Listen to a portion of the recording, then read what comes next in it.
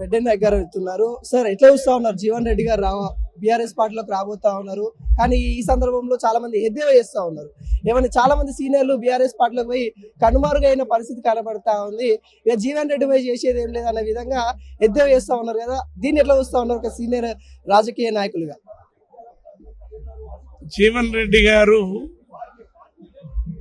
కాంగ్రెస్ పార్టీకి రాజీనామా చేసి బీఆర్ఎస్ పార్టీలోకి రావడం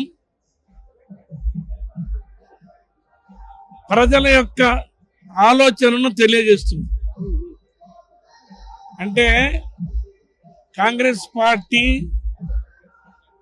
ఇచ్చిన వాగ్దానం ఇక చెయ్యదు, చేసే శక్తి లేదు, సామర్థ్యం లేదు, పరిపాలన లేదు, అనుభవం లేదు, ఎవరికి వారే జేబులు నింపుకుంటున్నారు అనేటువంటి ఆలోచన ప్రజల్లో వచ్చింది. జీవన్ రెడ్డి గారు లాంటి సీనియర్ నాయకుడిని వాళ్ళకి తగిన గౌరవం ఇచ్చి ఆయన సేవలు తీసుకునే తెలివి లేని వాళ్ళు కాంగ్రెస్ వాళ్ళు. ఇవాళ జీవన్ రెడ్డి గారు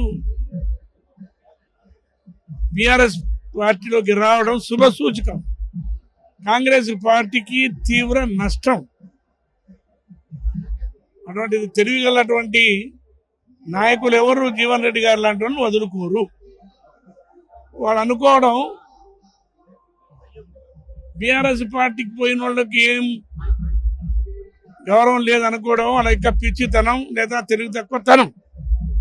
బీఆర్ఎస్ పార్టీ అధికారంలో లేదు, వచ్చిన వాళ్ళకి ఏం పదవులు ఇవ్వకుండా పోలేదు. ఎవరైతే పార్టీని నమ్ముకొని ఉన్నాడో వాళ్ళందరికీ వచ్చే జనరల్ ఎన్నికల్లో బీఆర్ఎస్ పార్టీ గెలవడం తథ్యం. వాళ్ళందరికీ కూడా తగినంత గౌరవం ఇస్తారు. కేసీఆర్ గారికి అన్నీ తెలుసు.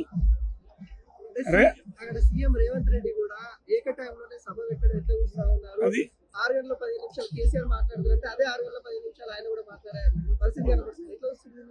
చరిత్రలో ఒక పార్టీ నాయకుడు పెట్టుకున్న మీటింగ్ సమయానికి ఇంకో పార్టీ నాయకుడు అధికారంలో ఉన్నోళ్ళు అదే సమయంలో మీటింగ్ పెట్టుకొని మాట్లాడినటువంటి సందర్భం లేదు.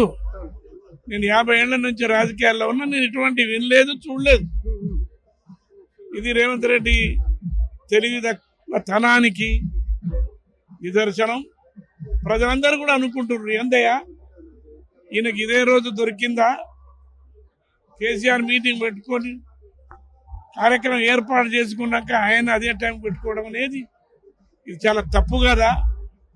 మీటింగ్ వచ్చే జనం రాకుండా చేయడానికి రోడ్లు తవ్వేయడం, వాటర్ చేయకుండా చేయడం, పోలీసులతోటి ఎక్కడికెక్కడ జనం రాకుండా చేయడం, ఇది తెలివిగల రాజకీయ నాయకుడు చెయ్యరు. దీన్ని బట్టి నాకేమనిపిస్తుందంటే రేవంత్ రెడ్డికి భయం తెచ్చుకున్నది, కడుపులో భయం తెచ్చుకున్నది. మిడిమిడి జ్ఞానంతో ఏదో చేస్తే ఏదో ఆయనకు ప్రచారం జరుగుతుంది, లేదు లబ్ధి జరుగుతుంది అనుకుంటుండే. కానీ ఇంకా ఆయనకు తీవ్ర నష్టం జరుగుతుంది. కాంగ్రెస్ పార్టీ సోజులోకి పోతుంది. నేను అడుగుతున్నా రేవంత్ రెడ్డిని, 2.5 సంవత్సరాలు అవుతుంది ఎంపీకి, ముఖ్యమంత్రియే కదా. కాళేశ్వరం ప్రాజెక్టు ఎల్ఎన్టీ సంస్థ మేమే మా డబ్బులతోని మేము మరమ్మతు చేస్తుంటే ఎందుకు చేయించుకోలేదు? ఎన్నికలు దగ్గర వస్తున్నాయి కాబట్టి ఏదో చేసినట్టు చేద్దాం అని ఆలోచించడం ఆయన తెలివితక్కువతనానికి నిదర్శనం. నిజంగా నాకు తెలివి ఉండి ఉంటే వెంటనే రిపేర్ చేసి ఆ నీళ్లు రైతులకు ఇచ్చి ఉంటే ఆయనకు మంచి పేరు వచ్చేది. ఇప్పుడు ఏదో ఆయన పబ్లిక్లో పోతే ఎందుకు చేయలేదని అడుగుతారని ఏదో చేసినట్టు చేస్తున్నారు. అది అసలే ఫెయిల్ అయితే బాగుంటుందని ఆలోచిస్తుండే. ఇన్ని రోజులు మంచిగా మేడిగడ్డలో కానీ మిగతా పై బ్యారేజ్లో కానీ ఉన్న ఇసుక అంతా అమ్ముకున్నారు. వాళ్ళ కార్యకర్తలు, వాళ్ళ నాయకులు, వాళ్ళు కోట్లు సంపాదించుకున్నారు. ఇప్పుడు మేడిగడ్డ కేసీఆర్ మీటింగ్ పెట్టినారే ఆయన గుర్తొచ్చింది. నేను చెప్తున్నా, ఈరోజు నేను ఎన్నో పదవులు నిర్వహించిన వచ్చేసారి కేసీఆర్ గారు ముఖ్యమంత్రి కావడం తథ్యం. ఎవ్వరు ఆపలేరు.